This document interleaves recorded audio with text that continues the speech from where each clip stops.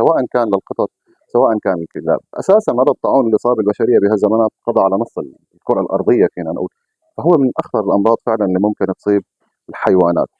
علاج مرض مثل الطاعون بده متابعه يوميه، بده متابعه يوميه، بده متابعه طويله. لازم نكون ضابطين دائما نسبه شوارد الجسم، دائما لازم نرفع مناعه الجسم، دائما لازم نعطي المضادات الحيويه المطلوبه، الاحماض الامينيه المطلوبه، المتابعه اللحظيه اذا بنقول ساعه بساعه بتختلف بين حيوان والثاني القصه.